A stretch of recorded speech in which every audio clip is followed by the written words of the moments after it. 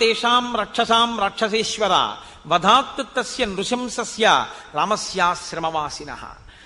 నీవు సీతాపహరణం చేసి రాక్షసులకందరికీ కూడా ఉపకారం చెయ్యాలి. ఎందుచేతనంటే చనిపోయినటువంటి రాక్షసులందరూ కూడా శాంతి పొందాలి అంటే రాముడు అశాంతి పొందేటట్టు చేయాలి. రాముడు అశాంతి పొందాలి అంటే రాముని యొక్క ప్రియ భార్య అయినటువంటి సీతని నువ్వు అపహరించాలి. ఈ మాటలు చెప్పిన తర్వాత మంత్రులు ఎంత గొప్పవాళ్ళో ఆయన మంత్రులందరితోటి ఒకసారి సమావేశం పెట్టి ఆవిడ ఒక చాలా చమత్కారమైనటువంటి మాట ఒకటి చెప్పింది. అసలు నేను ఆ సీతని నీకు భార్యని చేద్దామనే తీసుకొచ్చే ప్రయత్నం చేశాను. ఆ లక్ష్మణుడు ఉన్నాడే, నేను సీతమ్మని నీకు భార్యగా చేద్దాం, నీకు తగింది కదా రాముడికి ఎందుకని తీసుకొస్తుంటే నా ముక్కు చెవులు కోసేశాడు. అదే యథార్థం కాదు. అంటే తన ముక్కు చెవులు కొయ్యడం అన్న విషయాన్ని రావణుడు అడిగేంత వరకు దాచినా దాగని దాన్ని ప్రస్తావించకుండా అడిగిన తరువాత సానుభూతి రావణుడికి కలిగేటట్టుగా ఆ జరిగిన కథని తిప్పింది. చూసావా పాపం ఎంత ప్రీతో మా చెల్లెలకి, ఎంత ప్రీతో అనుకోవడానికి కారణం ఒకటి ఉందండి. ఎందుకంటే శూర్పణఖ భర్త విద్యుజిహ్వుడు అన్న ఆయన్ని శత్రు సైన్యం అనుకుని గబుక్కుని రావణాసుడు చంపేశాడు ఆవిడ భర్తని. ఆవిడ భర్తని ఆవిడికి లోటే ఉంది, చూశాంగా ఎవరైనా అందంగా కనబడితే వెళ్ళి నాతో భోగించట్టు ఉంటుంది. కాబట్టి నేను ఈవిడ భర్తని చంపేసిన ఈవిడ మాత్రం నాకు అనురూప అయినటువంటి భార్యను తీసుకురావడానికి ప్రయత్నిస్తూ పాపం ముక్కు చెవులు కూడా కోల్పోయింది అన్న సానుభూతి తన యందు కలిగితే తను చెప్పిన మాటలలో ఉన్నటువంటి డొల్లతనం ఏమైనా ఉంటే దాని వైపుకి ఇంకా రావణ దృష్టి వెళ్ళకూడదు. పైగా ఆయన దృష్టి ఇంకెక్కడికి ఎందుకు వెళ్ళదంటే ఆయన దృష్టి ఎక్కడికి వెళ్ళాలో అక్కడికి వెళ్ళిపోవాలంటే ఓ ఆడది అందంగా ఉందని చెప్తే తాలడిపోతుంది అంతే ఆయన దృష్టి. అంత ధర్మాత్ముడు, అంత గొప్ప మనసున్నవాడు, చిలితమైనటువంటి మనసున్నవాడు, కదిలిపోతుంది ఆ మనసు తొందరగా. కాబట్టి అటువంటి వాడు కాబట్టి ఆమె ఇటువంటి బోధ చేసింది. ఇప్పుడు ఆయన మంత్రులతో మాట్లాడాడు. ఒక్కడూ కూడా ఆలోచించుకున్నట్ట ఎటువంటి ఉపాయమును నేను తీసుకోవలసి ఉంటుంది. ఆయన దృష్టికి బాగా తోచినటువంటి ఉపాయం ఏమిటంటే నేను సైన్యంతో వెళ్ళి రాముడితో లక్ష్మణుడితో యుద్ధం చేయడం కన్నా రామలక్ష్మణులను దూరం చేసి సీతమ్మను అపహరించడమే మంచిది. ఈ నిర్ణయానికి రావడానికి కారణం నేను మీకు ఆ కోణంలో ముందు నుంచి చెప్పుకొస్తున్నాను. శూర్పణఖ యొక్క ప్రసంగము తాత్పర్యం అదే. అలా రావణుడు చెయ్యాలన్నదే ఆవిడ కోరిక. కాబట్టి ఇప్పుడు రావణుడు వెళ్ళడం వల్ల శూర్పణఖ యొక్క ప్రతిజ్ఞ, శూర్పణఖ యొక్క మనస్సు తీరుతుంది. కాంచనం రథమాస్థాయ కామగం రత్నభూషితం పిశాచవదనైర్యుక్తం ఖరై కాంచనభూషణై మేఘప్రతిమనాదేన సతేన ధనదానుజ రాక్షసాధిపతి శ్రీమాన్ యయౌ నద నదీపతిం. ఆయన వెంటనే వాహనశాలలోకి వెళ్ళాడు. అక్కడ ఉండేటటువంటి ఆ సారథిని పిలిచి నాకు ఒక ఉత్తమమైన రథాన్ని పూంచు అన్నాడు. అగ్నిహోత్రపు తేజస్సు ఎలా ఉంటుందో, చంద్రమండల సన్నిభమైన గొడుగు ఎలా ఉంటుందో అటువంటి గొడుగుతో ఉండి అలంకరింపబడి రత్నములు పొదగబడిన ఒక రథాన్ని తీసుకొచ్చి అక్కడ పెట్టాడు. దానికి గాడిదలు కట్టబడి ఉన్నాయి. ఆ గాడిదల ముఖాలు మళ్ళీ పిశాచం ముఖాలతో ఉన్నాయిటవి. అటువంటి రథాన్ని అధిరోహించాడు. నదీనదముల యొక్క భర్తని చూస్తూ వెడుతున్నట్ట. నదీనదముల యొక్క భర్త అంటే సముద్రుడు. నది తూర్పు ముఖంగా ప్రవహిస్తుంది, నదము పశ్చిమ ముఖంగా ప్రవహించి సముద్రంలో కలిసిపోతుంది. కాబట్టి ఇప్పుడు ఆ సముద్రాన్ని చూస్తూ ఆ రథం మీద వెళ్ళిపోతున్నాడు. వెళ్ళిపోతూ కింద ఉన్నటువంటి ఆశ్రమాలని వాటిని అన్నింటినీ చూస్తున్నాడు. ఆయన అలా ఉత్తర దిక్కుగా ప్రయాణం చేసి వెడుతున్నప్పుడు అందులో కింద చూడవలసినటువంటి ఆశ్రమాలు, వనాలు, మృగాలు మొదలైనవి కనపడుతుంటాయి. సంతోషిస్తున్నాడు, ఆలోచిస్తున్నాడు. మహర్షి అక్కడ ప్రతిపాదించి చూడదగినదిగా చెప్పబడిన చాలా గొప్ప విషయం ఒకటి ఉంది. అది ఒకానొకప్పుడు గరుత్మంతుడు గజకచ్చపములు అని ఒక ఏనుగు, ఒక తాబేలు, అవి నిరంతరం పోరాటం చేసుకునే మహాభారతంలో దాని గురించి విశేషంగా ప్రస్తావన ఉంది. ఆ గజకచ్చపములను తినేయమన్నారు గరుత్మంతుడి ఆకలి తీరాలంటే. ఈయన వెళ్ళి వాటి రెండింటినీ కూడా తన కాళ్లతో పట్టుకుని తీసుకొచ్చి ఒక పెద్ద చెట్టు 100 యోజనముల వరకు పెరిగినటువంటి శాఖలు కలిగిన ఒక మర్రి చెట్టు కొమ్మ మీద పెట్టుకున్నాడు. పెట్టుకుంటే ఆ కొమ్మ పెళపెళ విరిగిపోయింది వాటి బరువుకి. ఆ కింద మునులు తపస్సు చేసుకుంటున్నారు. ఆ కొమ్మ వాళ్ళ మీద పడిపోతుందేమోనని ఆయన ఏం చేశారంటే ఒక కాలితో గజకచ్చపాలని పట్టుకుని ఒక కాలితో ఈ కొమ్మని పట్టుకుని సముద్రం మీద ఎగిరిపోయాడు. అలా ఎగిరిపోతూ ఆయన ఆ గజగజపాలు రెండింటినీ తినేశాడు, ఆ ఏనుగుని ఆ తాబేల్ని తినేసి. ఇప్పుడు ఈ కొమ్మతో ఆయన ఒక పని చేసేట, ఒక కిరాత గ్రామంలో మునులను వేధించేటటువంటి వాళ్ళు కొంతమంది ఉన్నారట. ప్రహర్షముతులం లేభే మోక్షయిత్వా మహామునీన్. వాళ్ళని ఆ చెట్టు కొమ్మతో బాది సంహరించి ఈ మునులను కాపాడట. ఆ చెట్టు ఎక్కడుందో ఆ చెట్టు కొమ్మ విరిగిపోగా మిగిలినటువంటి చెట్టు 100 యోజనముల విస్తీర్ణము కలిగినటువంటి ఒక పెద్ద మర్రి చెట్టు. దాని కింద మునిగణములన్నీ కూర్చుని తపస్సు చేస్తుంటారు. ఆంధ్రదేశంలో ఇలాంటి చెట్టు ఒకటి కర్నూలు జిల్లాలో అనుకుంటా చాలా పెద్దది ఉంది అని ఆ చెట్టుని చూడ్డానికి వెడుతుంటారు. నమో వృక్షేభ్యో హరికేశాయోపవీతినే పుష్టానాం పతయే నమో నమో అని కదా. చాలా కొన్ని కిలోమీటర్ల దూరం వరకు దాని కొమ్మలు వ్యాపించి ఉంటాయి అంటారు. అలా అటువంటి వృక్షరాజములు ఇప్పుడే ఉన్నాయి అంటే ఆ కాలంలో ఇంకా పెద్ద ఉండేవన్నమాట. తం మహర్షి గణైర్జుష్టం సుపర్ణకృత లక్షణం నామ్యాం సుభద్రం యగ్రోధం దదర్శ ధనదానుజ. సుభద్రం అనేటటువంటి పేరు కలిగిన ఆ మర్రి చెట్టుని ఈ రావణాసురుడు చూశాడు. అంత పెద్ద మర్రి చెట్టుని ఆయన మెల్లగా సముద్ర తీర ప్రాంతంలో, అంటే ఉత్తర సముద్ర తీర ప్రాంతం దగ్గరికి వెళ్ళిన తర్వాత మారీచుని యొక్క ఆశ్రమాన్ని చూశాడంటే తన కార్యమును సాధించుకోవడానికి. ఇప్పుడు ఆయన ఏమిటి నిర్ణయానికి వచ్చాడు? రామలక్ష్మణుల్ని దూరం చేసి సీతమ్మను అపహరించాడు. కాబట్టి ఇప్పుడు రామలక్ష్మణులని దూరం చేయడము అంటే అదంత తేలికైన విషయం కాదు. సీతమ్మ దగ్గర ఎప్పుడూ రాముడో లక్ష్మణుడో ఉంటారు. రామలక్ష్మణులు ఇద్దరూ వెళ్ళిపోవాలంటే ఏదో చాలా పెద్ద ప్రణాళికే వేయాలి, సామాన్యమైన విషయం ఏం కాదు అది. కాబట్టి అంత గొప్ప ప్రణాళికని అమలు చెయ్యడంలో రావణాసురుడికి సహకరించగలిగినటువంటి సమర్థత కలిగిన మిత్రుణ్ణి వెతుక్కోవాలి. కాబట్టి ఇప్పుడు ఆయన మారీచుని యొక్క ఆశ్రమానికి వెళ్ళాడు. వెళ్ళి ఆ మారీచుడి దగ్గరికి వెళ్ళి ఒక మాట చెప్తున్నాడు. 14,000 మంది ఖరదూషణాదులనేటటువంటి రాక్షసుల్ని నేను జనస్థానంలో ఉంచాను, నీకు తెలుసు. వాళ్ళు ఏం చేస్తూ ఉంటారు? ఏదో పాపం వాళ్ళ పని వాళ్ళు చేసుకుంటూ ఉంటారు. ఏమిటి వాళ్ళ పని? బాధమానా మహారణ్యే మునీన్వై ధర్మచారిణ. ధర్మమును అనుష్ఠించేటటువంటి మునులను బాధిస్తూ ఉంటారు వాళ్ళు. కాబట్టి వాళ్ళ పని వాళ్ళు చేసుకుంటున్నారు.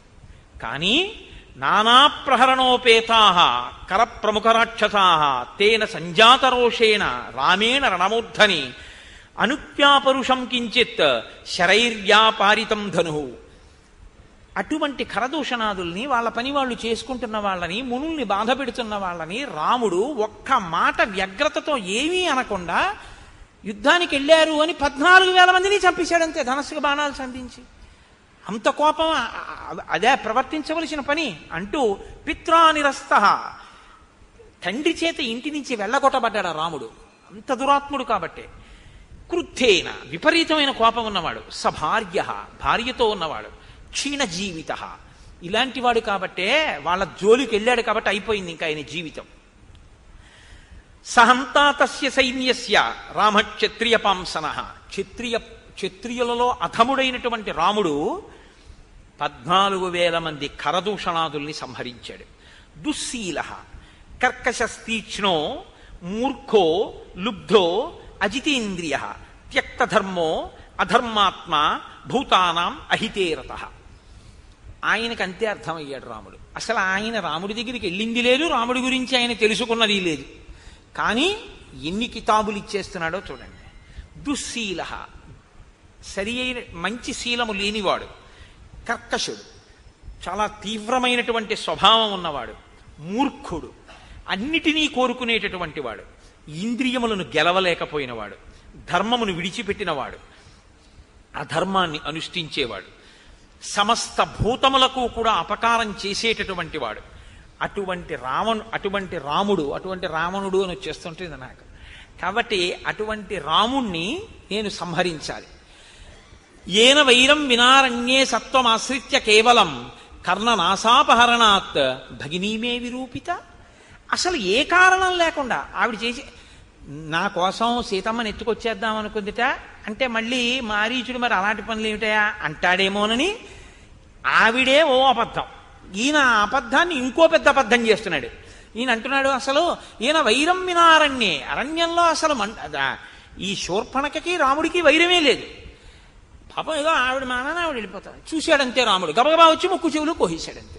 ఎందుకు కోసేశాడో తెలియదు, విరూపం చేసేశాడు నా చెల్లెల్ని. కాబట్టి తస్య భార్యాం జనస్థానాత్ సీతాం సురసుతోపమాం అనయిష్యామి విక్రమ్య సహాయస్తత్రమే భవ.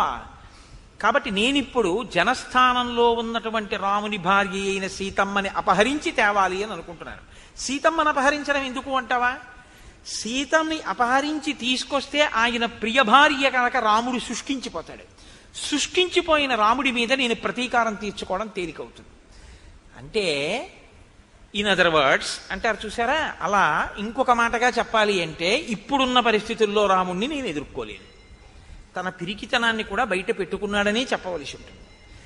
కాబట్టి నువ్వేమి చెయ్యాలి? నువ్వు తప్ప నాకిప్పుడు ఉపకారం చెయ్యగలిగినటువంటి మిత్రుడు కనపట్టలేదు. సవర్ణస్త్వం మృగో భూత్వా చిత్రో రజిత బిందుభిః ఆశ్రమే తస్య రామస్య సీతాయాః ప్రముఖే చర త్వాంతు నిస్సంశయం సీత దృష్ట్వాతు మృగరూపిణం గృహ్యతామితి భర్తారం లక్ష్మణంచాభిదాస్యసి. నీవు బంగారు చుక్కలు కలిగినటువంటి ఒక జింక వేషంలో అక్కడ తిరగాలి. అపురూపమైనటువంటి నీ రూపాన్ని చూసి, ఆశ్రమంలో విహరిస్తున్నటువంటి నీ రూపాన్ని చూసి ఆకర్షితురాలైన సీత నువ్వు కావాలి అని కోరుకుంటుంది. నిన్ను వేటాడడం కోసం రాముడు దూరంగా వెడతాడు. రాముడు దూరంగా వెళ్ళినటువంటి అవకాశాన్ని వినియోగించుకొని, ఇంకా ఇక్కడ చెప్పలేదు మారీచుడు ఏమనాలో, అప్పుడు నేను సీతని అపహరించగలుగుతాను. అపహరించి నేను సీతని తీసుకొస్తాను. త్వాంతు నిస్సంశయం సీతా దృష్ట్వాతు మృగరూపిణం గృహ్యతామితి భర్తారం లక్ష్మణంచాభిదాస్యసి. అలా నేను సీతమ్మని అపహరించేటప్పుడు నిరాబాదో హరిష్యామి రాహుశ్చంద్ర ప్రభామివ. నేను ఏమీ ఇబ్బంది లేకుండా సీతమ్మని అపహరించి తీసుకొచ్చేస్తాను. ఎందుకంటే ఇబ్బంది లేకుండా అంటే రామలక్ష్మణులు అక్కడ ఉండరు కాబట్టి. అది ఎలా తీసుకొస్తానని ఆయన నోటి వెంట పడిపోయిందంటే మాట, రాహువు చంద్రుణ్ణి కబళించినట్టు. చంద్రగ్రహణంలో రాహువు కబళిస్తాడు, కానీ చంద్రగ్రహణం ఉంటుందా? చంద్రుడు మళ్ళీ బయటికి వచ్చేస్తాడు, రాహువు పోతాడు. రాహువు ఎప్పుడు పాపగ్రహం కిందే కదా. కాబట్టి సీతమ్మ నేను తీసుకెళ్ళినా మళ్ళీ సీతమ్మ రాముణ్ణి చేరిపోతుంది అన్న మాట రావణుడి నోటి వెంట చెప్పకనే చెప్పేశాడు ఆ రోజున. కాబట్టి రాహువు చంద్రుణ్ణి గ్రసించినట్లు నేను గ్రసిస్తాను అంటే ఈ మాట విన్నట్ట మారీచుడు. తస్య రామకథాం శ్రుత్వా మారీచస్య మహాత్మనః శుష్కం సమభవద్వక్త్రం పరిత్రస్తో బభూవః. ఇక్కడ మహర్షి చాలా అందమైనటువంటి మాట ఒకటి ప్రయోగం చేశారు. తస్య రామకథాం శ్రుత్వా, రాముడి గురించి ఈ రావణుడు చెప్పినటువంటి మాటలు విన్నారట. ఎవరు? మారీచస్య మహాత్మనః, మహాత్ముడైనటువంటి మారీచుడు విన్నాడు. ఆయన రాక్షసుడు అని కాని, లేకపోతే అల్పమైన బుద్ధున్నవాడని కాని మహర్షి అనలేదు. అనలేదు అంటే మారీచుడు మహాత్ముడు అని మహర్షి అంతటి వారు సంబోధించారు అంటే మారీచుని యొక్క ప్రసంగము, మారీచుని యొక్క హృదయము, మారీచుని యొక్క స్థితి ఎలా ఉంటాయో మీరు ఊహించవచ్చు. గతంలో అయితే రామునికి అపకారం చేయబోయినవాడు, విశ్వామిత్రుడికి అపకారం చేయబోయినవాడు, యజ్ఞధ్వంసమునకు పాల్పడినవాడు, అధర్మమునందు ప్రవర్తించినవాడు అయి ఉండి ఉండవచ్చుగాక. కానీ ఇప్పుడున్న మారీచుని పరిస్థితి వేరు. కాబట్టి మారీచస్య మహాత్మనః. కాబట్టి ఇప్పుడు మారీచుడు రామునికి అపకారం చెయ్యాలన్న మాట వినగానే ఓష్టౌ పరిలిహం శుష్కౌ నేత్రైర్ అనిమిషైరివ మృతభూత ఇవార్తస్తు రావణం సముదైక్షత. పెదవులు ఎండిపోయి గబగబా నాలుకతో పెదవులు నాక్కున్నట్టు. అసలు ఆ మాట వినగానే ఆయనకి పెదవులు ఎండిపోయి నోట మాట రాలేదు. ముఖం పాలిపోయింది, శుష్కించిపోయింది. రావణుడి వంక కనురెప్ప వేయకుండా స్తంభీభూతుడైపోయిన వాళ్ళ ఒక్కసారి అలా ఉండిపోయేట. రాముడికి అపకారమా, సీతాపహరణమా అంటే రాముడెవరో అర్థమయ్యుండాలి మారీచుడికి. కాబట్టి ప్రారంభమేనండి అసలు అద్భుతంగా మాట్లాడతాడు. ఎందుకంటే రాముడెవరో అర్థం అయింది. రాముడెవరో చెప్పినా అర్థం అవ్వదు రావణుడికి. ఇందులో ఒక ప్రమాదం ఒకటి చూపిస్తున్నారు మహర్షి. తనకి తెలియకపోవడం ఎప్పుడూ తప్పు కాదు. ఎందుకంటే మీరు ఒకటి గమనించండి, ఎవ్వరూ ఎప్పుడూ అన్నీ తెలుసున్నవాడు ఎన్నటికీ కడలా ఎవడైనా అనుకుంటే వాడికన్నా అవివేకి లోకంలో లేడు. ఎందుకంటే శంకరాచార్యులు వారంతటి వారు పశుమాం సర్వజ్ఞ ప్రజిత కృపయా పాలయ విభో అన్నారు. ఇక నాకు అన్నీ తెలుసు అని ఎవడైనా అంటే ఇంకంత వాడికన్నా అవివేకి ఇంకోటి లేడని గుర్తు. అన్నీ నాకు తెలిసేట అలా అనగానే వాడి అహంకారం బయటపడిపోతుంది. నాకేం తెలుసండి అని చెప్పి మధ్య శిష్టాశ్చ తుల్యాశ్చ సంతితత్ర వనౌకస మత్త ప్రత్యవర కశ్చిన్ నాస్తి సుగ్రీవ సన్నిధో అన్నవాడు ఎవడో వాడు మహానుభావుడు, వాడు వినయం ఉన్నవాడు తప్ప అలా అనలేక అన్నీ నాకు తెలిసంటే ప్రమాదం కదండి. తెలియకపోవడం ఎప్పుడూ తప్పు కాదు, తెలియకపోవడం తప్పు కాదు, కానీ చెప్తే వినకపోవడం మాత్రం మహా తప్పు. తనకి తెలియదు, ఒకరు చెప్పారు, ఏం చేయాలి? వినాలి. అసలు వినకపోతే ఇక వాడు బాగుపడడు అని గుర్తు. కాబట్టి తన బుద్ధికి తోచిందే చేస్తాడు కాబట్టి ఆ బుద్ధిలోకి ప్రమాదపుట ఆలోచన ఎప్పుడు వస్తుందో అప్పుడు పడిపోతాడు. ఆ ఆలోచన ఎంతకాలం రాదో అంతకాలం ఓ వెలుగు వెలుగుతాడు. ఇది ఈ రెండు కోణాలు తెలుసున్నవాడు మారీచుడు. ఒకడు మహాత్ముడు, మహాత్ముడుగా మారీచుడికి అర్థమయ్యాడు. ఒకడు దురాత్ముడిగా అర్థమయ్యాడు. దురాత్ముడు అని ఇప్పుడు విడిచిపెట్టడానికి మారీచుడు సిద్ధంగా లేడు. ఎందుకు సిద్ధంగా లేడు అంటే ఆయనలో ఇంకా ఒక ప్రభుభక్తి అన్నది ఉండిపోయింది. కాబట్టి కనీసం ఒక మాట చెప్పి చూద్దాం మారుతాడేమో, కానీ మారుతాడన్న నమ్మకం లేదు వీడికి చెప్పినా. కాబట్టి ఆయన ప్రారంభమే ఎలా చేశాడంటే, ఇదండి ఈ పద్యం, ఈ శ్లోకం ఏదుందో ఈ శ్లోకాన్ని మన జీవితంలో మనం బాగా జ్ఞాపకం పెట్టుకోవాలి. ఒకరి మాట వినడానికి సిద్ధంగా లేకపోతే ఎంత ప్రమాదపు టంచుకి చేరుతామో మారీచుడి యొక్క ఉపన్యాసంలో మొదటి శ్లోకమే అంత గంభీరంగా ప్రారంభమవుతుంది. సులభాః పురుషారాజన్ సతతం ప్రియవాదినః అప్రియస్య తు పథ్యస్య వక్తా శ్రోతా చ దుర్లభః.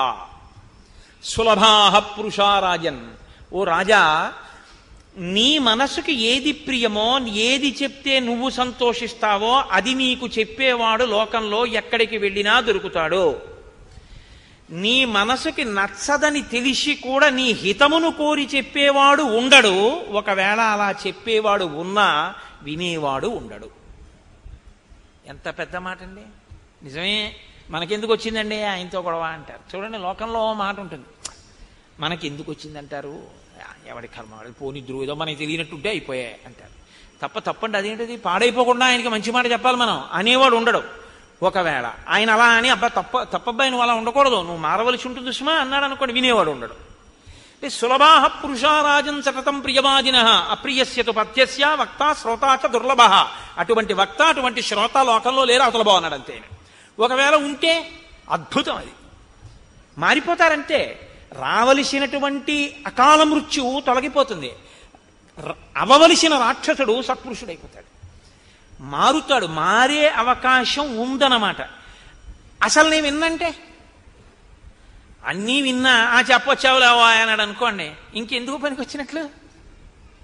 ఇది మొట్టమొదటి శ్లోకంలో చెప్తున్నాడండి. ఈ శ్లోకం నేను ఇంకా ఎంత నెత్తి కొట్టుకు చెప్పాలో నాకు అర్థం కాదు, కానీ ఈ శ్లోకం జీర్ణమైతే మన పరిస్థితి వేరు. ఈ శ్లోకం జీర్ణం కాకపోతే నా దృష్టిలో అయితే రామాయణంలో ఉన్న అత్యద్భుతమైన శ్లోకాలలో ఈ శ్లోకం ఒకటి. ఎందుకో తెలుసా, మనుష్యుడన్నవాడు పాడైపోవడానికి ప్రధాన కారణం ఎక్కడుంటుందంటే చెప్పేవాడు లేక కాదు, చెప్పేవాడు ఉన్న వినేటటువంటి బుద్ధి లేక పాడైపోతాడు. మనం వినడం ఏమిటి అని ఇంకా వస్తే ఆ చెప్పిన వాళ్ళలో మనం ఏం వెతకచ్చు అన్న దృష్టికోణం. చెప్పొచ్చాడు లేదు, ఆయన ఏమిటో మీకు తెలుసా, ఆయన చెప్పిన దాంట్లో సారం ఉందా లేదా వాక్కులో, అది కాదు కావాల్సింది. తండ్రి నీకు మంచి చెప్పడానికి తండ్రికి ఎంత పండితుడై ఉండాలి?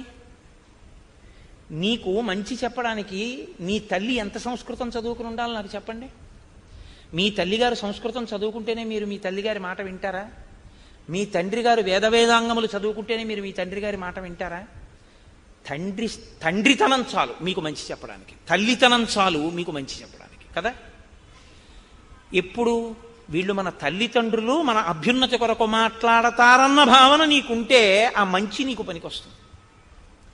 వాళ్ళకి ఏం తెలుసని నువ్వు అనగలిగితే నీ జీవితంలో తల్లిదండ్రులు నీకెప్పటికీ ఏమీ చెప్పలేరంటే నిన్ను అనుష్ఠాన పర్యంతంలోకి తీసుకురాలేరు. అది వాళ్ళ దోషం కాదు, నీ యందు దోషం. రామకృష్ణ పరమహంస మాటల్లో చెప్పాలి అంటే, ఒక మేకు ఒక సుత్తి పట్టుకొచ్చి కొట్టగలడేమో కానీ అసలు అది భీమ్ అయ్యి ఉంటే, అది దూలం, సిమెంటు ఇనుము కలిపిన దూలం అండి అది. అందులోకి మేకు పట్టుకొచ్చి కొడితే మేకు వంగిపోతుంది తప్ప మేకు దిగదు, ఇంత పొడెం కూడా రాలదు. గోడకి కొద్దిగా గొల్లతనం ఉంటే సుత్తి పెట్టి కొడితే మేకు దిగుతుంది. అసలు నీ మనసుకి ఆర్ద్రత ఉంటే చెప్పిన మాట లోపలికి వెళుతుంది. అసలు ఆర్ద్రతే లేకపోతే చెప్పడం ఒక శుష్క ప్రసంగం అంతే. కాకపోతే తన కర్తవ్యం, నేను మీతో మనవి చేశాను కదా, రామాయణంలో ఈ కర్తవ్యం అన్న మాట చాలా ఎక్కువ, బాధ్యత అన్న మాట ఉండదు. కర్తవ్యం, తను చెయ్యవలసింది తను చేస్తున్నాడా లేదా అంతవరకు. దానికి మెప్పు గొప్ప దీనికోసం పాకులాటేం ఉండదు. నేను చెప్పవలసినటువంటిది చెప్తున్నానా లేదా అంతవరకే, అంతే. నేను చెప్పవలసింది చెప్పేశాను. నేను తీసుకొచ్చిన నీళ్లు కురిసేశానా లేదా, అనుకున్న మేఘం ఎటువంటిదో చెప్పాలనుకుని చెప్పేసినవాడు అటువంటి వాడు, లోకము యొక్క హితము కొరకు. కాబట్టి సులభాహ పురుషారాజన్, నువ్వు సీతమ్మని ఎత్తుకొస్తాను అంటే బహుశా నీ మంత్రులు ఏం మాట్లాడి ఉండరు, అలాగేనుంటారు. ఇది దాని ఉద్దేశ్యం. ఇంతకుముందు మాట్లాడాడుగా.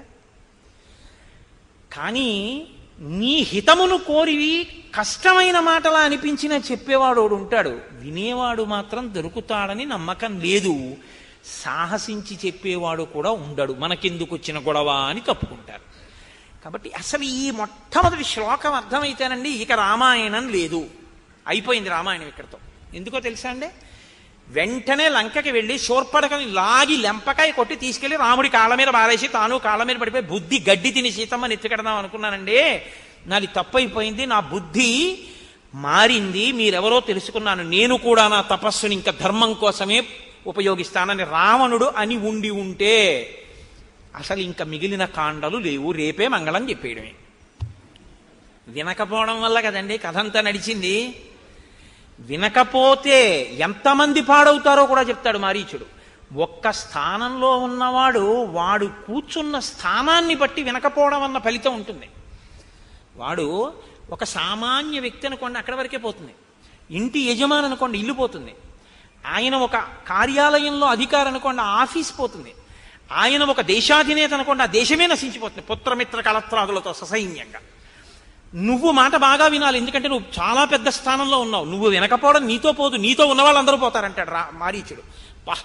అసలు నిజంగా వినడము వినకపోవడం అనేటటువంటిది ఎంత ప్రమాదమో, అసలు ఉపన్యాసాన్ని ఇలా ప్రారంభించడం అనేటటువంటిది. అందుకు కదండి మారీచస్య మహాత్మనః అన్నాడు మహానుభావుడు వాల్మీకి మహర్షి. కాబట్టి నమానం బుద్ధ్యసే రామం మహావీర్యం గుణోన్నతం అయుక్తచారశ్చపలో మహేంద్రవరుణోపమం. అసలు ప్రారంభమే. రావణాసురుణ్ణి ఆయన సంబోధించిన తీరు చూడండి ఎలా మొదలుపెట్టాడు. ఒక్కొక్కసారి మర్యాదగా మాట్లాడి బాగు చేద్దామంటే కుదరదు, అత్యంత ప్రమాదకరమైనటువంటి రీతిలో ఉన్న. ఏదో కొద్దిగా ఒళ్ళు వేడిగా ఉందనుకోండి, పోన్లే ఇవాళ చూద్దాం రేపు పెడదాం హాస్పిటల్ కంటే పర్వాలేదు. వాంతులు విరేచనాలు కూడా అవుతున్నాయి అనుకోండి, ఓ గంట పెడదామంటే పర్వాలేదు. ఊపిరి అందకపోతే వెళ్ళిపోవాలంతే వెంటనే. అప్పుడు ఇంకా కారు ఉంటే కారు, బండి ఉంటే బండి, మోటార్ సైకిల్ ఉంటే మోటార్ సైకిల్, ఏమీ లేకపోతే భుజం మీద వేసి పట్టుకుపోవాలంతే తప్ప కరెంట్ లేదండి, లిఫ్ట్ లేదండి, ఇప్పుడు ఎలా దింపుతామండి, అందులో చూద్దామండో అరగంట పోయా కరెంట్ వస్తుంది అంటారా? ఈడి చేయాలి కిందకు అవసరమైతే, పట్టుకుపోవాలంతే. అప్పుడు ఇక గౌరవం అన్న మాటతో సంబంధం లేదు. మనిషి చాలా ప్రమాదపుట ఆలోచనతో ఉన్నాడు. భజ గోవిందం భజ గోవిందం గోవిందం భజ మూఢమతే అన్నారంతే శంకర భగవత్పాదులు. అవసరాన్ని బట్టి సంబోధన అలా ఉంటుంది, ఆ పరిస్థితిని బట్టి అలా మాట్లాడవలసి ఉంటుంది. మనం మాట్లాడాలా పిల్లల విషయంలో? ఆ పరిస్థితి యొక్క వ్యగ్రతని బట్టి సంబోధన ఉంటుంది. ఇది తెలుసున్నవాడు మహానుభావుడు. అందుకని ఎలా సంబోధించాడు అంటే, అయుక్తచార చపలో, ఒరే నీకు చారులు లేరు. చారులంటే గూఢచారులు. అసలు విషయమేమిటి అని చెప్పేవాడు నీకు లేడు. అసలు ఉన్న విషయాన్ని ఉన్నట్టు చెప్తే వినగలిగినటువంటి ఓపిక నీకు లేదు. నువ్వు ఏడుస్తావు, నీకన్నా ఎవడైనా బలవంతుడు ఉన్నాడు, మంచివాడు ఉన్నాడంటే నువ్వు వినవు.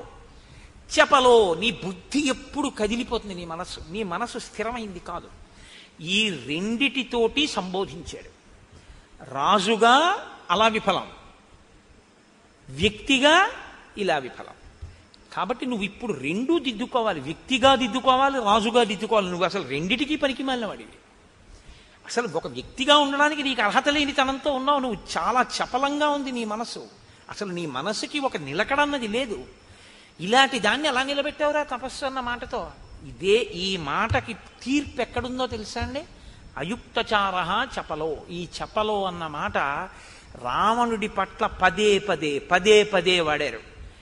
ప్రయత్నం చేసి మారుతాడేమో అన్న వాళ్ళందరూ సీతమ్మ ఇదే అంది, హనుమ ఇదే అన్నారు. ఆఖరికి మండోదరంది చచ్చిపోయిన తర్వాత, రాముడు ఎక్కడ చంపేశాడయా? చలితం చలితేంద్రియం, నీ ఇంద్రియాలు కదిలిన నీ మనస్సు నిన్ను చంపేశాయి అన్నారు. దీని డిజాస్టర్ అంటారే, దీని ప్రమాదం ఎక్కడొస్తుందో ఆ ప్రమాదాన్ని అక్కడ వరకు లెక్క కట్టి దాంతో సంబోధించి మాట్లాడాడు. మహాత్మనః కాకపోతే ఎవరండి ఆయన? అందుకని మారీచుడు రాక్షసుడు కావచ్చు ఒకప్పుడు, ఇప్పుడు మహాత్ముడే. కాబట్టి ఆయన రాముడి గురించి ఏమిటో నువ్వు మాట్లాడతావు? ఎన్ని కితాబులు ఇచ్చి మాట్లాడావు? అధర్మాత్ముడు అన్నావు, ఇంద్రియములను జయించని వాడన్నావు, తండ్రి ఇంట్లోంచి బయటికి తోసేశాడన్నావు, కారణం లేకుండా విరూపని చేశాడన్నావు. ఇన్ని మాటలు అన్నావుగా. ఇప్పుడు నేను చెప్తాను విను. ననూనం బుద్ధ్యతే రామం మహావీర్యం గుణోన్నతం. ఆయన చాలా గొప్ప వీర్యం ఉన్నవాడు. ఎంతమందినైనా తాను లోపల కదలకుండా కదల్చగలడు, పడగొట్టగలడు. తను లోపల కదిలిపోడు. ఆయన అంత అచలమైన వాడు, నువ్వో చంచలమైన వాడివి.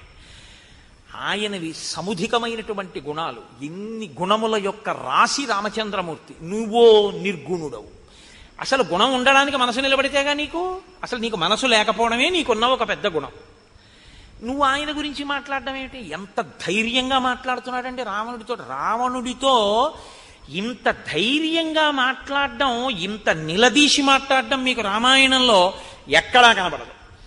అలా మాట్లాడేవాడు ఉంటే బహుశా కిష్కింధకాండలో సుగ్రీవుణ్ణి హనుమ మాట్లాడతారు. ఇంత కదిలిపోయేవాడివి నువ్వేం పనికొస్తావు రాజు కిందని అడిగాడు ఆయన. అడిగితే విన్నాడు కాబట్టి సుగ్రీవుడు బాగుపడ్డాడు, వినలేదు కాబట్టి రావణుడు నశించిపోయాడు. రామాయణంలో మీరు అది పట్టుకోవాలి. వినడం వినడం వినడం వినాలి. రాముడు విన్నాడు. రాముడంతటి వాడు కూడా కోపానికి లోనయ్యాడు. లక్ష్మణుడు చెప్తే విన్నాడు. కాబట్టి రాముడు ఇవాళ పూజింపబడ్డాడు. ఆ వినడం అన్నది లేకపోతే ఎవ్వడూ బాగుపడే అవకాశం ఉండదు. చాలా ప్రమాదం. వినాలి. కానీ మన దురదృష్టం ఏమైపోయిందంటే, ఎంతసేపు కూడా ఇవాళ లోకంలో చాలా గొప్ప విషయం ఏంటంటే, కమ్ వాట్ మీ, ఇది ఎక్కడి నుంచి వచ్చిందో నాకు తెలియదు కానీ ఏదైనా జరగని నేను అనుకున్నది చేస్తాను, నేను అన్నదే అంటానంతే. అది చాలా దురదృష్టకరమైనటువంటి విషయంలో ఇవాళ సమాజం వెళ్ళిపోతోంది రోజు రోజుకి. కాబట్టి అపి స్వస్తి భవేత్తాత సర్వేషాం భువి రాక్షసాం అపి రామో సుసంక్రుద్ధ అరాక్షసం. నువ్వు ఏమనుకుంటున్నావో రావణ నాకు తెలియదు, కానీ రాముడి యొక్క భార్య అయిన సీతమ్మని అపహరిస్తానని నువ్వు అంటున్నావు కదా. అసలు నిజంగా నువ్వు సీతమ్మని అపహరించడం మాట పక్కన పెట్టు. రాముడికి రాక్షసుల మీద కోపం అంటూ వస్తే ఈ లోకంలో ఇంకా రాక్షసుడు అన్నవాడు బతకడు. కాబట్టి ఇప్పుడు నువ్వేం చేస్తున్నావో తెలుసా? సీతమ్మని అపహరించడం మాట పక్కనెట్టు, ఈ ఆలోచన చేస్తున్నావని రాముడికి తెలిస్తే చాలు, రాక్షస జాతి మీద కోపం వస్తుంది. అసలు ఇక రాక్షస జాతి ఉండదు. అంత ప్రమాదపుట ఆలోచన చేసేవాడు. అపితే జీవితాంతాయ నోత్పన్నా జనకాత్మజ అపి సీతానిమిత్తంచ నభవేద్యసనం మమ. ఇది అసలు నిన్ను చంపడానికే సీతమ్మ పుట్టిందా అని నాకు అనుమానంగా ఉంది అన్నాడు ఆయన. ఎంత బాబో ఎలా అనేసాడో అసలు ఆశ్చర్యంగా ఉంటుందండి. అందుకే కదండి ఆవిడ జననం. ఉద్ధిత అయోనిజగా పుట్టింది కదా తల్లి, భూమిని చీల్చుకుని. అవతార ప్రయోజనం అదే కదా. కాబట్టి అసలు నిన్ను చంపడానికే పుట్టిందా? నీతో పోతుందా? లంకంతా పోతుందేమో, నేను పోతానేమో నిన్ను ఆశ్రయించినందుకు, నీ వెనక ఉన్నందుకు నేను పోతానేమో. అసలు ఎవరో నీ దగ్గర చాలా స్నేహంగా ఉన్నట్లు ఉంటూ నిన్ను నాశనం చేసేవాళ్లే ఎవరో నీకు ఈ మాటలు చెప్పి ఉండాలి సీతాపహరణం చేయమని. నచ పిత్రాపరిత్యక్తో నామర్యాద కథంచన నలుబ్ధో నచ దుశ్శీలో నచ క్షత్రియ పంసన. చూడండి, ఒక్కొక్క చోట పాయింట్ టు పాయింట్ ఖండించారంటారే, మారీచ ప్రసంగం అలా ఉంటుంది. రావణుడు ఏవన్నాడో వాటన్నింటినీ ఏకసంతాగ్రాహి అయి అన్న ప్రతి మాటని ఖండిస్తాడు. నువ్వేమన్నావు? రాముణ్ణి తండ్రి ఇంట్లోంచి వెళ్ళగొట్టాడు అన్నావు. తప్పు. ఆయన అలా వెళ్ళగొట్టపడలేదు. ఆయన మర్యాద తెలియనివాడు కాడు, ఆయన లుబ్ధుడు కాడు, ఆయన అన్నిటినీ కోరేవాడు కాడు, ఆయన దుశ్శీలుడు కాడు, క్షత్రియుల ఎందు అధముడైనటువంటి వాడు అసలే కాడు.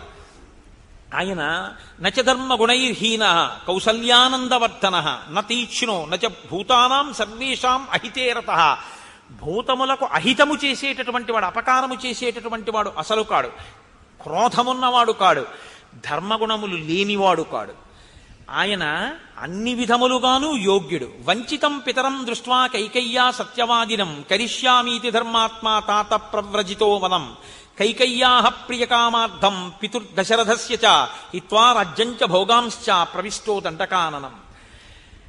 రాముని తండ్రి అయిన దశరథ మహారాజు గారిని కైకమ్మ వరములనేటటువంటి మిషని అడ్డుపెట్టి వంచి ఆయన దగ్గర 2 వరములను పుచ్చుకుంటే ఇచ్చినటువంటి దశరథ మహారాజు గారు సత్యమునందు నిలబడితే తప్ప ఊర్ధ్వలోకములు పొందలేడని తండ్రిని సత్యమునందు నిలబెట్టడం కోసం తనంత తానుగా పితృవాక్య పరిపాలకుడై 14 సంవత్సరముల అరణ్యవాసం చెయ్యడం కోసమని బయలుదేరి వచ్చినటువంటి మహాత్ముడు రాముడు. నువ్వు దాన్ని మార్చి చెప్తున్నావు, తండ్రి వెళ్ళగొట్టాడని. తండ్రి వెళ్ళగొట్టలేదు. అసలు ఇన్ని తెలిసి అలా మాట్లాడుతుంటే మారాలి ఖచ్చితంగా. మారే గుణం ఆయనకి లేదు. రామో విగ్రహవాన్ ధర్మ సాధు సత్యపరక్రమ రాజా సర్వస్య లోకస్య దేవానాం అఘవానివ. రామో విగ్రహవాన్ ధర్మ, ధర్మాన్ని తీసుకొచ్చి ఒక చోట రాశీభూతంగా నిలబెట్టి ప్రాణం పోస్తే ఆ ధర్మం కదిలి వెడుతుంటే చూడాలి అనుకుంటే అదే రాముడు. రాముడు కదిలి వెడుతున్న ధర్మం. ధర్మానికి హాని చేద్దామనుకున్నవాడు బతికి పట్టకట్టడం. సాధువు, ఆయన సత్పురుషుడు. సత్యపరాక్రమ, ఆయన నిరంతరము సత్యమునే అనుష్ఠిస్తాడు కాబట్టి అదే ఆయన పరాక్రమం. కాబట్టి చెక్కు చెదరదది. రాజా సర్వస్య లోకస్య, రాముడు ఇక్కడ కాదు, ఈ రాజ్యానికి కాదు, సమస్త లోకములకు రాజు. అంటే ఆయన ఎవరో, రాముడెవరు అన్న సత్యాన్ని మారీచుడు గ్రహించగలిగాడు. దేవానాం అథవానివ, దేవతలకు ఇంద్రుడు ఎటువంటి వాడో రాముడు అటువంటి వాడు. నువ్వు సీతమ్మను అపహరిస్తానన్నావుగా, కథం తం తస్య వైదేహీం రక్షితాం స్వేన తేజస ఇచ్చసి ప్రసభం హర్తుం ప్రభామివ వివస్వతః. ఆ సీతమ్మ రాముని చేతనే రక్షింపబడుతుంది, రామలక్ష్మణులని దూరంగా పంపితే నువ్వు అపహరించగలని అనుకుంటున్నావు. పిచ్చాడా? సీతమ్మ తన తేజస్సుతో తనని తాను రక్షించుకుంటూ ఉంటుంది. ఆమె తేజస్సు ఏమిటో తెలుసా? ఆవిడ పాతివ్రత్యమే. పాతివ్రత్యం ఉన్న సీతమ్మని నువ్వు అపహరించలేవు అంటే మీరు ఒక విషయాన్ని ఖండితంగా తెలుసుకోవలసి ఉంటుంది. బంగారు చుక్కలున్న మృగంగా మారీచుడు వెళ్ళినా ఆయనకు ఒక విషయం తెలుసు. నేను హా సీత హా లక్ష్మణ అంటూ పడిపోయినా సీతాపహరణం రావణుడు చెయ్యలేడు. సీతాపహరణం అంటూ జరిగితే సీతమ్మ వెళ్ళింది తప్ప సీతని రావణుడు అపహరించలేదు. సీతమ్మే వెళ్ళడం అంటూ జరిగితే అది రావణ సంహారానికే వచ్చింది తప్ప ఇంకో ప్రయోజనానికి కాదు. కాబట్టి నేను నిమిత్తం, వాడు అనుకుంటున్నాడు నేను ఎడితే వాడు ఎత్తుకెళ్ళగలని ఒత్తి మాట. లేకపోతే ఈ మాట ఎలా చెప్పగలడండి మహాత్మనః? కాబట్టి కథం తం తస్య వైదేహీం రక్షితాం స్వేన తేజస, తన తేజస్సుతో తనని తాను రక్షించుకుంటుంటుంది ఆవిడ. ఇచ్చసి ప్రసభం హర్తుం ప్రభామివ వివస్వతః. ఏమిట్రా బలవంతంగా పట్టుకొస్తానంటే ఏమిట్రా? ఎంత బలం ఉంటే మాత్రం సూర్యుడి కాంతిని పట్టరా చూస్తాను. నీకు బలం ఉండొచ్చు, బలం ఉంటే సూర్యుడి కాంతి పట్టుకెళ్ళిపోగలవా? అదెలా? ఇప్పుడు మీకు బలం ఉందండి, ఒక ఉదాహరణ బాగా చెప్పాలంటే కోటేశ్వరారు మెళ్ళలో రుద్రాక్షమాలు లాగేయచ్చు, కోటేశ్వరారు ఉత్తరీయం లాగేయచ్చు. కోటేశ్వరరావు గారు మాట్లాడేటటువంటి విధానాన్ని మీరు లాగేయలేరుగా. అది కోటేశ్వరరావు గారిలో అంతర్గతమైన శక్తి. అంటే ఇదేదో పెద్ద గొప్ప విషయం, నేనేదో పెద్ద భక్తనని నేను మాట్లాడలేదు, ఒక ఉదాహరణకి చెప్పాను అంతే. నాది నా విభూతి, నేను నా విభూతి రెండు విడదీయబడవు. రాముని విభూతి రామశక్తి సీతమ్మ. రాముడి నుంచి రామశక్తి ఎందుకు విడుతుంది? విడదు. విడితే దాని అర్థం ఏమిటో తెలుసా? మహామాయా విశ్వం భ్రమయతి పరబ్రహ్మ మహిషి. నీ కొంప ముంచడానికి రావాలి ఆవిడ అంతే. తప్ప ఇంకోటి కాదు. నీకు అర్థం కావట్లేదు చెప్తే వినవు, నాకు తెలుసు, అయినా చెప్తాను, నా కర్తవ్యం. కాబట్టి బలాత్కారంగా తీసుకెళ్లడం అన్నది కుదిరే పని కాదు. నీకు చెప్తున్నాను, సూర్యకాంతిని తీసుకెళ్లలేవు. అప్రమేయం హి తత్తేజో యస్య సా జనకాత్మజ నత్వం సమర్థతాం హర్తుం రామ చాపాశ్రయామ్మనే. నీవు ఆ సీతమ్మని తీసుకెళ్ళిపోతా అంటున్నావు కదా. అప్రమేయం హి తత్తేజో, అసలు ఆవిడ యొక్క తేజస్సు, ఆవిడ రక్షించుకోగలిగిన సమర్థతే కాకుండా ఆవిడ తేజస్సుతో ఆవిడ ఏ ఏ పనులు చెయ్యగలదు అన్నదాన్ని ఊహించడం సాధ్యం కాదు. ఇప్పుడు నువ్వు ఆవిడ జోలికెడితే ఆవిడ తేజస్సు ఆవిడ్ని రక్షించుకోవడానికి పనికి రావడమే కాదు, నిన్ను లంకని నాశనం చేయడానికి పనికొస్తుంది ఆ తేజస్సు. ఏమిటనుకుంటున్నావు? ఇదేగా చిట్ట చివర భాస్కర రామాయణంలో భాస్కరుడు అంటాడు, నీకంఠర్పిత కాలపాశము శిరో నిర్ఘాత పాతంబు లంకౌక సంచయ కాళరాత్రి గళబద్ధోదగ్రకాలాహి కన్యాకారాగత మృత్యువున్ జనక కన్యన్వేగ నొప్పించి అంటాడు. పిచ్చాడా అలా అనుకుంటున్నావు? సీత అంటే నీకు కనబడినట్టు అనుభవైక వేద్యమైన ఒక స్త్రీ కాదంటాడు. అది ఆయనకి అర్థం కాకుండా ఉంచడం, అర్థమయ్యేటట్టు ఒకణ్ణి అనుగ్రహించడం మాయ యొక్క స్వభావం. పరబ్రహ్మ మహిషి, అందుకు కదండి శివధనస్సు ఎక్కుపెట్టినవాడు, ఉంచినవాడు, అటువంటి ఎవడు మాయని భరించగలడో, వహించగలడో, నియమించగలడో వాడు పురుషోత్తముడు, వాడు పరబ్రహ్మం. పరబ్రహ్మము యొక్క శక్తి మాయ. కాబట్టి నీకేం తెలుసు? ఆవిడ వల్ల పాడైపోతావు, నశించిపోతావు. ఇది అందుకని మహాత్మనః. అసలు నరుడిగా ఉన్న రాముడు ఎవరో కూడా చెప్పగలుగుతున్నాడు మారీచుడు. ఇవాళ ఆయన తపస్సు ఎలా చేశాడన్నది పక్కన పెట్టండి, ఆయనకు ఒక సత్యం ద్యోతకమైంది, ఒక గొప్ప సత్యం ద్యోతకమైంది మారీచుడికి. కాబట్టి అటువంటి సీతమ్మని నువ్వు అపహరించి తేవడం అనేటటువంటిది కుదరదు. తస్య సా నరసింహస్య సింహోరస్కస్య భామిని ప్రాణేభ్యోపి ప్రియతర భార్యా నిత్యమనువ్రత. ఆమె పాతివ్రత్యం ఏమిటో తెలుసా? నరులయందు సింహము వంటి వాడు రాముడు. సింహము యొక్క వక్షస్థలం ఎలా ఉంటుందో అటువంటి వక్షస్థలం అన్నవాడు రాముడు. అటువంటి రాముని యొక్క ప్రాణము వంటిది సీతమ్మ. ప్రాణం ఎక్కడుంటుందండి? గుండెల్ని కదా ఆధారం చేసి చెప్తాం. అంటే ఆయన గుండెల్లో ఆవిడుంది, ప్రాణంతో సమానమైనటువంటిది. ఆయనని నిత్యము అనువర్తిస్తుంది. నాకు ప్రాణం సీతమ్మ అంటే అంటావేమో, ఆమె ఆయన్ని అనువర్తిస్తుంది. నువ్వు తీసుకొచ్చినా నీ ప్రాణం పోవడానికి పనికొస్తుంది. కాబట్టి పిచ్చాడా ఆవిడ్ని తీసుకొస్తానంటే ఏంటి? జీవితంచ సుఖం చైవ రాజ్యం చైవ సుదుర్లభం యదీచ్ఛసి చిరం భోక్తం మా కృధారామ విప్రియం. నీ జీవితం బాగుండాలనుకుంటున్నావా? సుఖంగా ఉండాలనుకుంటున్నావా? రాజ్యం బాగుండాలనుకుంటున్నావా? చాలా కాలం సుఖాలు అనుభవిద్దాం అనుకుంటున్నావా? మా కృధారామ విప్రియం. రామచంద్రమూర్తికి అపకారం చేద్దామన్న ఆలోచన అసలు చెయ్యకు. అసలు ఆలోచన చేయకు. నేను నయం చేయనన్నానని ఇంకోటి దగ్గరికి వెళ్ళకు. అసలు ఆలోచన వదిలిపెట్టేసి అంటూ, నేను ఎప్పుడో ఒకనకొకప్పుడు పూర్వకాలంలో యజ్ఞధ్వంసం చేస్తూ ఉండేవాడిని. విశ్వామిత్ర మహర్షి దశరథ మహారాజు గారి దగ్గరికి వెళ్ళి రామలక్ష్మణుల్నిద్దరినీ కూడా యజ్ఞరక్షణ కొరకు తీసుకొచ్చారు. అప్పటికి ఆయన చాలా చిన్నపిల్లవాడు.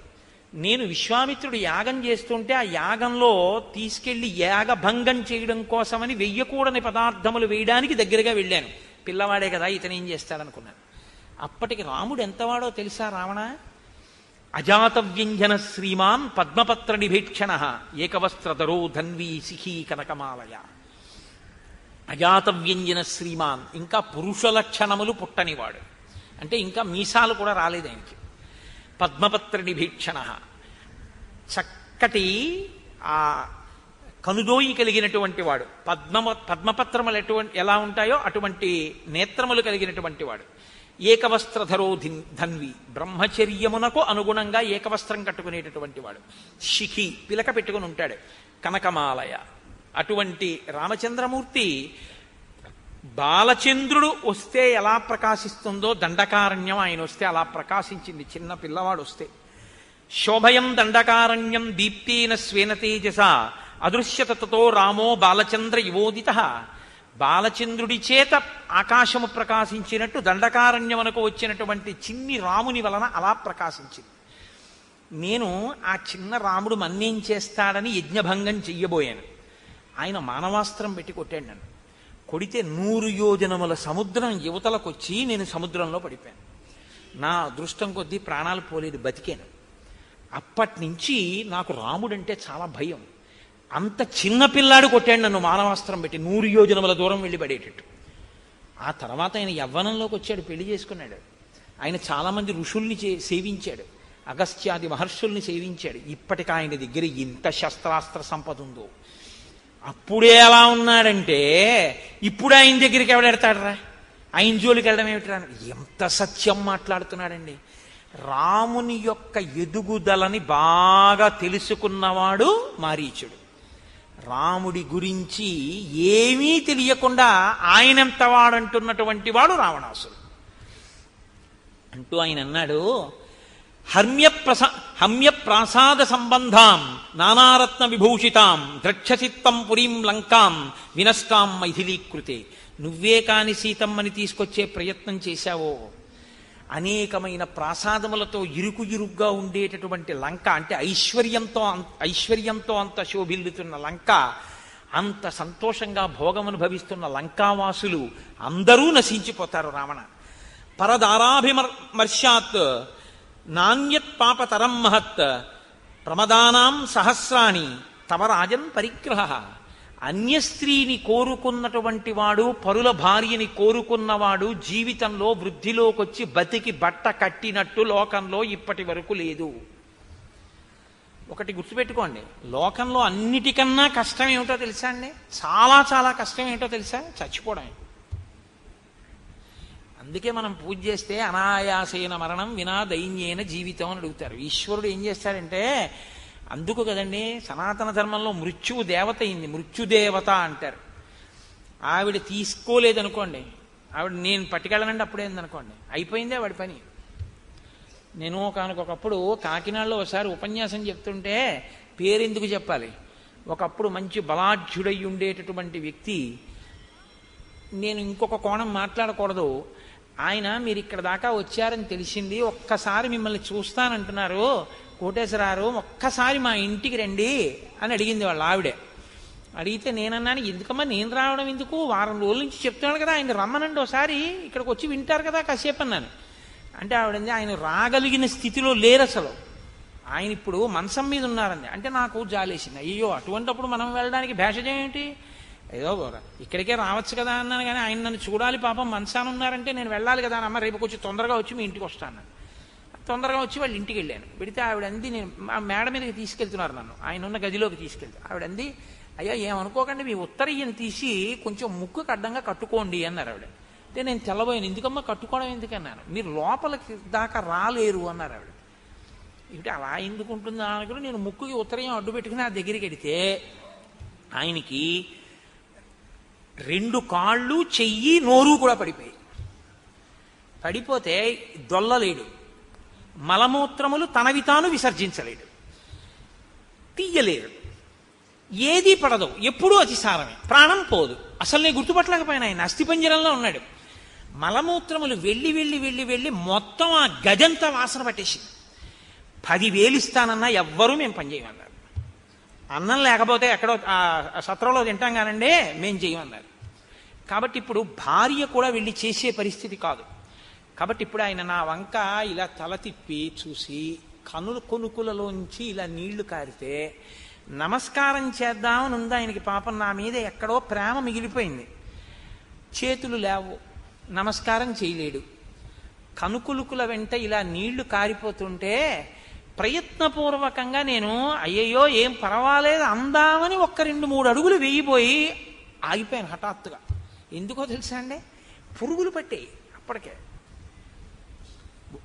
శవం చాలాసేపు ఒక చోట ఉంటే చలికంపులా వస్తుంది. అటువంటి చలికంపు గదంతా 2 అడుగులే వేయగలిగాను నేను. ఇంకా వెళ్ళలేకపోయాను. ఏం పర్వాలేదులేండి అందామంటే మరి ఉత్తరీయం కిందకి జారాలి. నేను ఇంకా ఉండలేకపోయాను, వెళ్ళిపోయాను. ఆ తర్వాత 6 నెలలు ఉన్నాడు ఆయన అలాగా. ఈ దేనికి ఉన్నట్టు అంటే బాధ అనుభవించడానికి ఉన్నాడు. అందుకే మన వాళ్ళు మృత్యువుని దేవతను ఎందుకంటారో తెలుసా అండి? ఈ శరీరము జర్జరీభూతం అయిపోతే దీంట్లోంచి సునాయాసంగా ఆవిడ విడిపించేసింది అనుకోండి, అమ్మయ్య అంట. లేకపోతే ఇప్పటికే చాలా ఖర్చు అయిపోయిందండి, ఇప్పుడు మాత్రం ఉండి మాత్రం ఏం చేస్తాడు అని ఇంటికి తీసుకెళ్లరు. ఇప్పుడు ఆయన్ని ఎక్కడ పెడతామంటారు? అన్నదమ్ములు వాటాలు వేసుకుంటారు, వీధరుగు మీద పెడతారు, ఆ గదిలో పెడతారు. పలకరించేవాడు ఉండడు, చూసేవాడు ఉండడు, తన అలా పడి ఉండాలి. అలా తీసుకెడుతుంది కాబట్టే సనాతన ధర్మంలో మృత్యువుకి కూడా దేవతాస్థానం ఇచ్చి గౌరవించారు. కాబట్టి వెళ్ళిపోవడం అనేటటువంటిది అంత తేలిక కాదు. రావణ, ఏదో అనుకుంటున్నావు, నీ ఒక్కడివి వెళ్ళిపోతాను అనుకుంటున్నావా? సీతమ్మ జోలికెడితే ఇంత భోగం అనుభవిస్తున్న లంక వెళ్ళిపోతుంది అన్నాడు. నిజంగా ఆ ఒక్క మాట కొంచెం జీర్ణం అయ్యి ఉంటేనండి రావణుడికి, అది ఎలా అన్నాడంతే. ఒకవేళ అది కూడా అయితే అని ఆలోచించి ఉంటే, నా కళ్ళ ముందు ఇంతమంది వెళ్ళిపోయి నేను ఒక్కడే మిగిలిపోతే ఉన్నట్టా ఊడిపోయినట్టా అని ఒక ఆలోచన చేసి ఉంటే బహుశా మార్పు వచ్చి ఉండేదేమో. అసలు వినడం అన్న గుణం లేదు కదండి, ఇదే అది వద్దు ఎక్కడం. అందుకు కదండి మహానుభావుడు సులభాహ పురుషారాజంచటం ప్రియవాదిన ప్రియస్యతు పత్యస్య వక్త శ్రోతాచ దుర్లభ అంటూ మొదలెట్టాడు. ఏమి మారీచుడండి మహానుభావుడు. కాబట్టి నాశనం అయిపోతుంది రా లంక. నా మాట విను, వెళ్ళకు సీతమ్మ జోలికి. పరదార జోలికి వెళ్ళి బాగుపడిన వాడు లేడు. అంటే పరదార జోలికి వెళ్ళావో అంత తొందరగా మృత్యువు రాదు, అప్పుడు వస్తుంది. అప్పుడు ఈశ్వరుడు ఏం చేస్తాడంటే తీర్పు స్థానంలో కూర్చుంటాడు, తీయడు, ఉండి ఉపయోగం ఉండదు. అప్పుడు అనుభవంలోకి వస్తుంది పాపం. ఎవరు చూసేవాళ్ళ? అమ్మో, సీతమ్మ సుందరకాండలో మాట్లాడుతుంది, ఇంకా వాతలు పెట్టేస్తుంది ఆవిడ. అయితే మాత్రం ఆయనకి అంటిందా? కాబట్టి భవస్వదార నిరత స్వకులం రక్ష రాక్షస మానం బుద్ధించ రాజ్యంచ జీవితం చేష్టమాత్మన కళత్రాణి చ సౌమ్యాని మిత్రవర్గం తథైవచ యదిచ్చసి చిరం భోక్తం మాకృధా రామ విప్రియం. నీ దారయందు, నీ భార్యల యందు నువ్వు తృప్తి పొందు, నీ కులాన్ని నువ్వు రక్షించుకో, నీ యొక్క గౌరవాన్ని నువ్వు కాపాడుకో, నీ బుద్ధిని సక్రమంగా ఉంచుకో, నీ రాజ్యాన్ని కాపాడుకో, నీ జీవితాన్ని కాపాడుకో. కళత్రానిచి సౌమ్యాని, నీ యొక్క భార్యలతో నువ్వు సంతోషంగా ఉండాలని నువ్వు కోరుకుంటే, మిత్రవర్గం తథైవచ, నీ మిత్రులు సంతోషంగా ఉండాలని కోరుకుంటే, యదీచ్ఛసి చిరం భోక్తం, నువ్వు చాలా కాలం ఇలా సుఖాలు అనుభవించాలనుకుంటే, మాకృధా రామ విప్రియం, రామునికి మాత్రం అపకారం చేద్దాము అని ఎప్పుడూ అనుకోకు. నేను ఒకప్పుడు మృగరూపాన్ని దాల్చి ఇంకొక ఇద్దరు మిత్రులతో కలిసి రాముడు అరణ్యవాసం చేస్తుండగా వెళ్ళాను. రాముడు కూర్చుని ఉన్నాడు. అప్పుడు నేను అనుకున్నాను, ఇప్పుడు తాపసి కందమూలాలు తింటున్నాడు, చాలా కాలమైంది కదా, అప్పుడు మానవాస్త్రం పెట్టి కొట్టాడని గుర్తు తెచ్చుకుని ఒక క్రూర మృగం రూపంలో ఉన్నాను కాబట్టి ఇప్పుడు నన్ను ఏం చెయ్యగలడని రాముడి మీదకి పరిగెత్తాను. తాపసం నియతాహారం సర్వభూత హితేరతం సోహం వనగతం రామం పరిభూయ మహాబలం. ఆయన బలాన్ని తిరస్కరించి ఆయన మీదకి మృగరూపంలో పరిగెత్తాను. తాపసోయమితి జ్ఞాత్వా పూర్వవైరమనుస్మరం, అప్పుడు నన్ను అస్త్రం పెట్టి కొట్టినటువంటి విషయం నా జ్ఞాపకంలో ఉంది. ఇప్పుడు ప్రతీకారం తీర్చుకుందామని వెళ్ళాను. అభ్యదానం హి సంక్రుద్ధ తీక్ష్ణశృంగో మృగాకృతి, నేను వాడి అయిన కొమ్ములతో మృగరూపంలో ఉన్నానప్పుడు. జింఘాసుర కృత ప్రజ్ఞ తం ప్రహారమనుస్మరన్, పూర్వపు దెబ్బ స్మరించి ఇప్పుడు రాముణ్ణి చంపుదామని వెళ్ళాను. ఆయన ఏం చేశాడంటే వాడి అయినటువంటి బాణములను ఎక్కుపెట్టి ప్రయోగించాడు. నాతో వచ్చినటువంటి వాళ్ళు అక్కడే ఆ బాణపు దెబ్బ గుండెల్ని చీల్చి చంపేసింది. నేను అటు ఇటు తిరిగి ఆ బాణపు దెబ్బ తప్పుకుని పారిపోయించాను. బాణం నాకు తగలలేదు, కానీ ఇహ ప్రవ్రాజితో యుక్త తాపసోహం సమాహిత, ఆ రోజు పారిపోయి వచ్చిన వాడిని అప్పటి నుంచి ఓ పర్ణశాల కట్టుకుని తపస్సు చేయడం మొదలెట్టాను. ఇహ బయటికి వెళ్ళటలేదు. ఎందుకు వెళ్ళటలేదంటావేమో, వృక్షే వృక్షే చ పశ్యామి చీర కృష్ణాజినాంబరం గృహీత ధనుషం రామం పాచహస్తమివాంతకం. నేను ఎక్కడికన్నా బయటికి వెళ్ళాననుకో, వృక్షే వృక్షే చ పశ్యామి చీర కృష్ణాజినాంబరం, ఇలా తలెత్తి చూస్తే ఏ చెట్టు మీద ఏ కొమ్మ మీద చూసినా సరే నారచీర కట్టుకుని చేతిలో ధనస్సు పట్టుకుని రాముడు కనబడుతూ ఉంటాడు. ఎన్ని చోట్లని పరిగెత్తను, ఎక్కడికి పరిగెత్తినా రాముడే కనబడుతూ ఉంటాడు. అంటే ఆయన భయంతో ఈ స్థితిని పొందిన ఆయనకి మాత్రం రామదర్శనం అవుతోంది. ప్రతి చోట రాముడే కనపడుతున్నాడు. వనం కనపడటం లేదు, రాముడు కనపడుతున్నాడు. విశ్వం కనపడలేదు, విశ్వనాథుడు కనబడినట్టు లోకము స్థానంలో లోకేశ్వరుడు కనపడినట్టు ఆయనకి రాముడే కనపడుతున్నాడు, కానీ భక్తితో మాత్రం కాదు. కాబట్టి ఇహ నాకు వృక్షే వృక్షే చ పశ్యామి చీరకృష్ణాజినాంబరం గృహీత ధనుషం రామం పాశహస్తమివాంతకం. పైగా ఎలా కనపడుతున్నాడో తెలుసా? చేతిలో యమపాశం పట్టుకున్నటువంటి యమధర్మరాజు గారు ఎలా ఉంటాడో అలా కనపడుతున్నాడు. అంటే ఎప్పుడు కనపడ్డా రాముడు ప్రసన్నమూర్తిగా మాత్రం కనపడలేదు, క్రుద్ధుడై కనపడ్డాడు, ఆయనకి కోపంతో కనపడ్డాడు, రౌద్రంగా కనపడ్డాడు. అంటే ఈయన చాలా భయంతో కూడినటువంటి స్థితిలో ఉన్నాడు తప్ప తక్కువేమి మనకు రాముండొక్కడుండు వరకు అన్న స్థాయిని మాత్రం పొందలేకపోయాడు. అంటే గతం యొక్క అనుభవాలు ఇంకా ఈయన్ని వెంటాడాయి. అపి రామసహస్రాణి భీత పశ్యామి రావణ రామభూతమిదం సర్వం అరణ్యం ప్రతిభాతిమే. నాకు అపి రామసహస్రాణి, సహస్రాణి అంటే 1000 అని కాదు, అనంతం. నాకు ఎక్కడ చూసినా రాముడే. ఆ రాముడిని చూసి భీత పశ్యామి రావణ, నాకు భయం వేసేస్తుంది. రామభూతమిదం సర్వం అరణ్యం ప్రతిభాతిమే, అరణ్యమంతా రాముడే, కొమ్మలు రాముడు.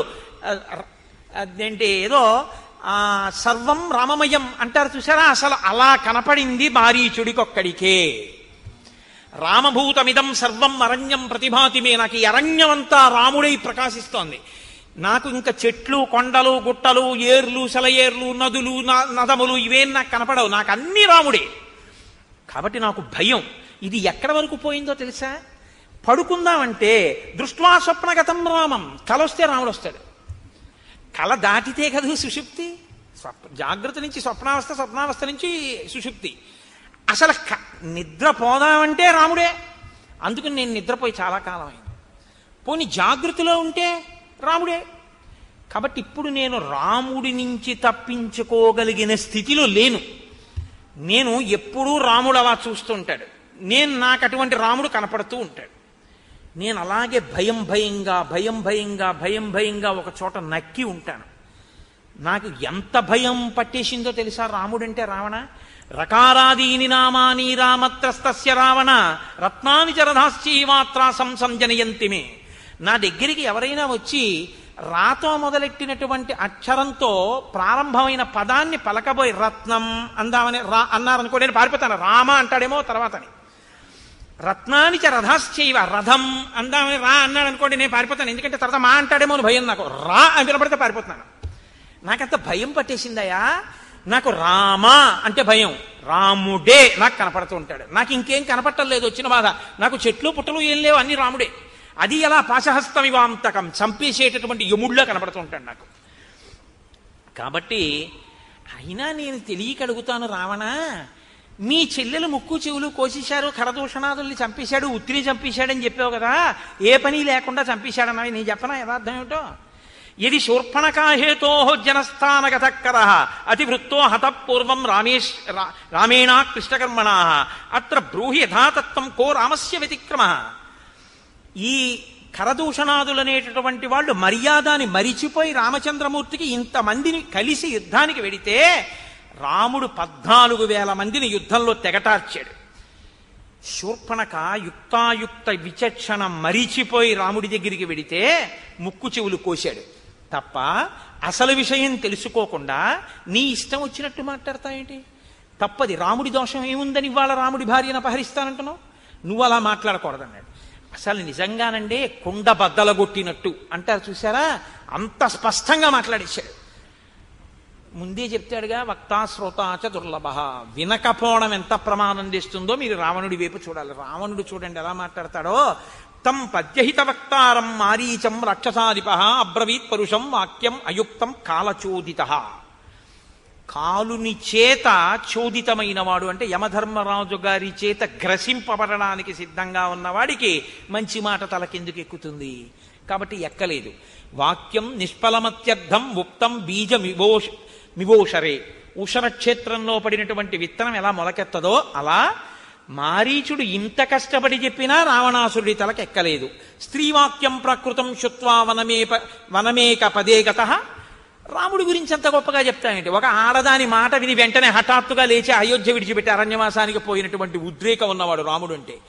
అవశ్యంతు మయా తస్యా సంయుగే కరగాతినః ప్రాణైః ప్రియతరా సీతా హత్తవ్యా తవ సన్నిధౌ.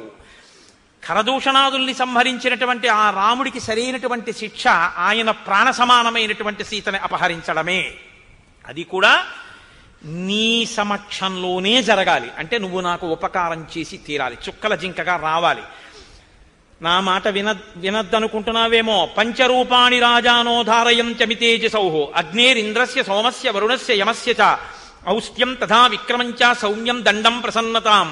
రాజు అంటే రాజు ఒక్కడే అనుకుంటున్నావేమో, రాజు 5 రూపాల్లో ఉంటాడు.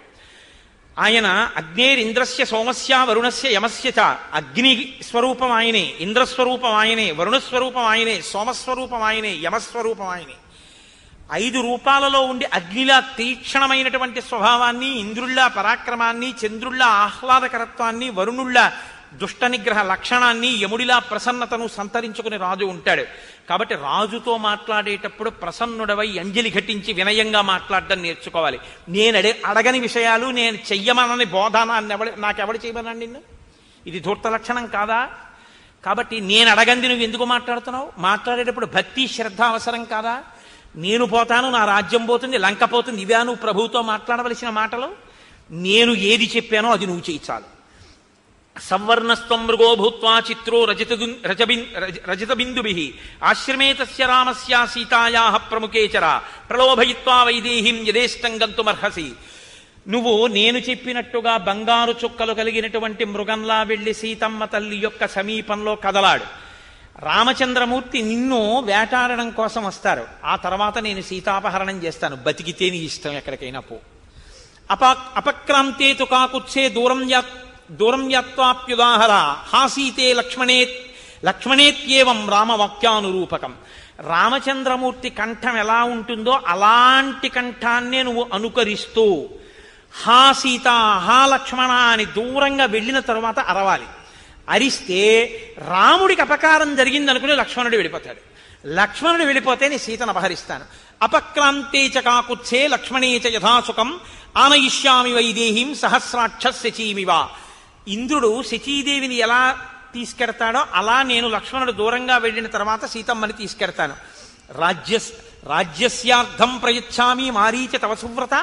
నువ్వు ఈ పని కాని చేసి పెడితే నీకు రాజ్యంలో సగభాగం ఇచ్చేస్తాను అని రావణుడు మాట్లాడడం అంటే ఎలా ఉంటుందో చూడండి. మాట విననివాడు మాట్లాడడం అంటే ఎలా ఉంటుందో అద్భుతం. రావణుడి నోటి వెంట వచ్చినటువంటి ఈ మాటని వాల్మీకి మహర్షి మనకు అందించడం.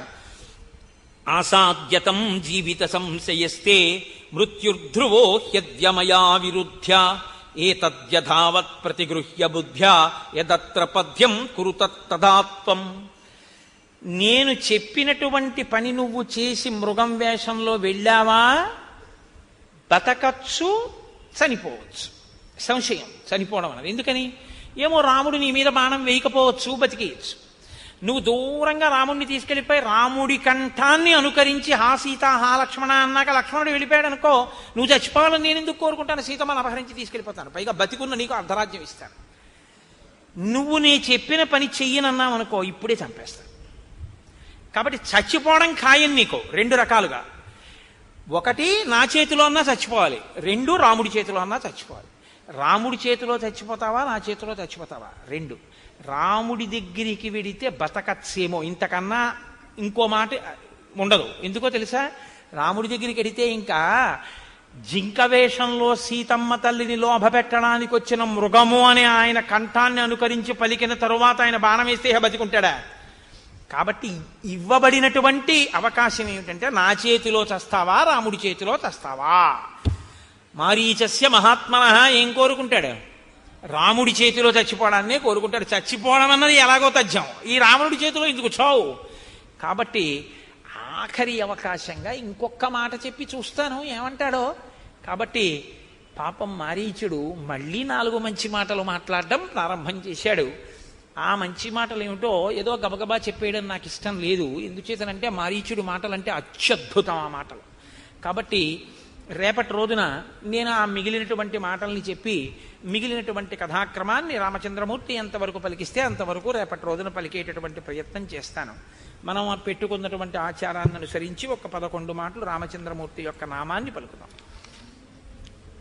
పాహి కృష్ణాయనచు ద్రౌపది పలికినది శ్రీరామనామము. రామనామము రామనామము రమ్యమైనది రామనామము. గోచరంబగు జగము లోపల గోప్యమైనది రామనామము. రామనామము రామనామము రమ్యమైనది రామనామము. బ్రహ్మ సత్యము జగన్మిథ్యాభావమే శ్రీరామనామము. రామనామము రామనామము రమ్యమైనది రామనామము. భక్తితో భజించు వారికి ముక్తి నొసగును రామనామము. రామనామము రామనామము రమ్యమైనది రామనామము. భగవదర్పిత కర్మ పరులకు పట్టుబడు శ్రీరామనామము. రామనామము రామనామము రమ్యమైనది రామనామము.